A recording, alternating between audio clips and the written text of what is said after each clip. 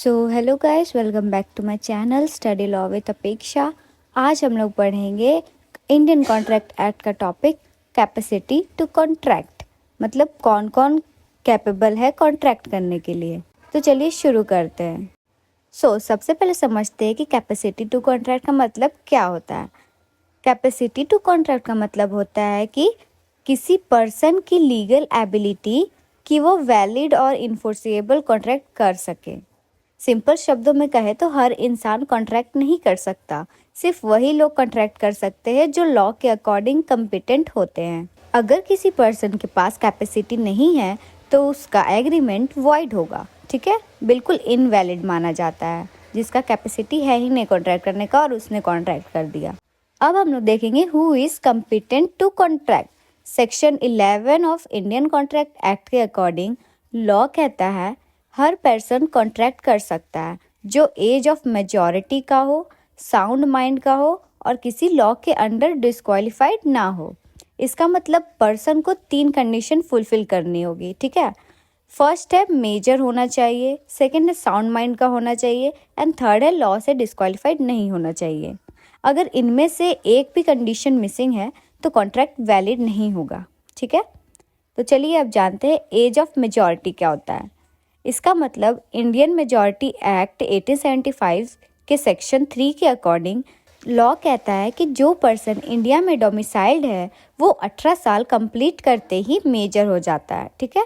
लेकिन इसका एक एक्सेप्शन भी है, मेजॉरिटी एट 21 ईयर्स, मतलब कुछ स्पेशल सिचुएशन में पर्सन 21 साल में मेजर होता है। क्या क्या है चलिए देखते हैं। फर्स्ट में है जब माइनर के पर्सन या प्रॉपर्टी के लिए गार्जियन अपॉइंट किया गया हो, यानी गार्जियन एंड वार्ड्स एक्ट 1819 के अंडर ना। सेकंड है जब माइनर की प्रॉपर्टी कोर्ट के सुपरवाइजर में हो। अब हम लोग पढ़ेंगे minor and contract. Who is minor? Minor कौन है?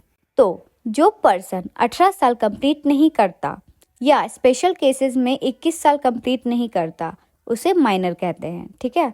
इसका एक इम्पॉर्टेंट केस है जिसका नाम है मोहिरी बीबी वर्सेस धर्मोदास घोष। इसकी फैक्ट्स है केस की। एक माइनर ने अपनी प्रॉपर्टी मॉर्टगेज करके मनी लेंडर से लोन लिया। बाद में लेंडर को पता चला कि बोरोवर माइनर था तो उसने पैसे रिकवर करने के लिए केस फाइल कर दिया।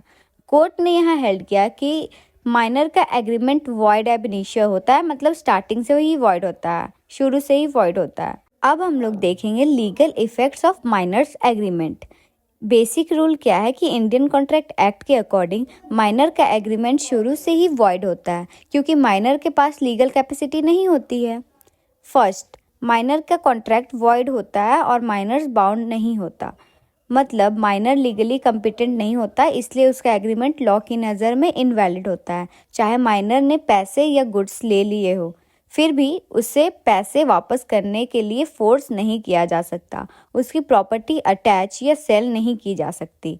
एग्जाम्पल, ए माइनर है, अपना घर मॉर्टगेज करके 20 से 20,000 बोरो करता है। बाद में पता चलता है ए माइनर है तो यहाँ कॉन्ट्रैक्ट वॉइड होगा। बी पैसा रिकवर नहीं कर सकता, माइनर की प्रॉपर्टी नहीं बेची जा सकती। नाउ सेकंड, माइनर का एग्रीमेंट मेजॉरिटी के बाद रेटिफाई नहीं होता, मतलब माइनर का कॉन्ट्रैक्ट वॉइड एब इनिशियो होता है, शुरू से ही वॉइड होता है, और जो कॉन्ट्रैक्ट शुरू से वॉइड हो उसे बाद में रेटिफाई नहीं किया जा सकता। एग्जाम्पल, ए ने 17 साल की एज में 5,000 बोरो किए, 18 साल के होने के बाद रीपे करने का प्रॉमिस करता है ए, तो प्रॉमिस इन्फोर्सेबल नहीं है क्योंकि ओरिजिनल एग्रीमेंट ही वॉइड है। थर्ड, माइनर के एग्रीमेंट की स्पेसिफिक परफॉर्मेंस नहीं होती। स्पेसिफिक परफॉर्मेंस का मतलब होता है कोर्ट का ऑर्डर कि कॉन्ट्रैक्ट परफॉर्म करो, लेकिन माइनर का एग्रीमेंट वॉइड होता है इसलिए कोर्ट माइनर को फोर्स नहीं करेगी। एग्जाम्पल, माइनर लैंड सेल करने का एग्रीमेंट करता है, बायर कोर्ट जाता है, कोर्ट रिफ्यूज करेगी, स्पेसिफिक परफॉर्मेंस नहीं मिलेगी, ठीक है। Fourth, minor as agent, principal and partner. तो पहले देखेंगे minor as an agent allowed, क्योंकि एजेंट पर्सनल लाइबिलिटी नहीं लेता, प्रिंसिपल रिस्पॉन्सिबल होता है। जैसे एग्जाम्पल, 17 ईयर्स ओल्ड को एजेंट बनाकर गुड्स सेल करवाया गया तो सेल्स वैलिड है और प्रिंसिपल बाउंड होगा। Second, minor as principal not allowed.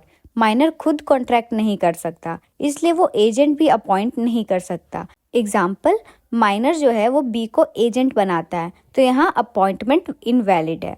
Now third, minor as a partner, not allowed.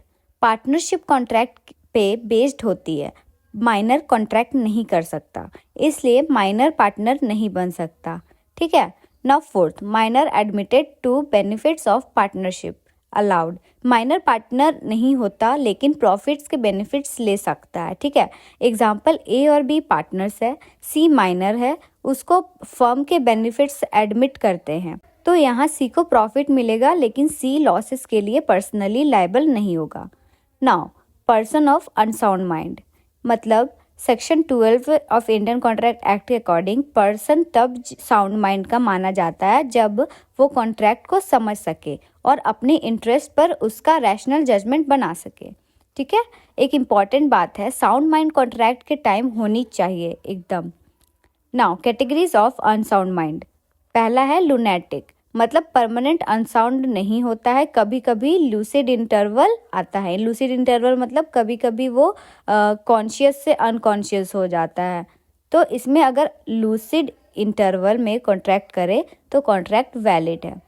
Now second, idiot, by birth permanent unsound mind होता है ये। एग्जाम्पल, इडियट अपनी लैंड सेल करता है, तो एग्रीमेंट वॉइड होगा। थर्ड, ड्रंकन और इंटॉक्सिकेटेड पर्सन, नशा होने पर कॉन्ट्रैक्ट समझने की कैपेसिटी नहीं होती। एग्जाम्पल, शराब के नशे में बाइक सेल कर दी, तो कॉन्ट्रैक्ट वॉइड होगा। अब हम लोग देखेंगे पर्सन डिस्क्वालिफाइड बाय लॉ। कुछ लोग लॉ के अकॉर्डिंग कॉन्ट्रैक्ट नहीं कर सकते। ठीक है। सो फर्स्ट है अलायन एनिमी, वार के टाइम फॉरेन नेशनल अलायन एनिमी बन जाता है। एग्जाम्पल, वार के दौरान पाकिस्तानी सिटीजन के साथ कॉन्ट्रैक्ट करना, तो ये इन्फोर्सिएबल नहीं होगा। Second, foreign sovereign and ambassador.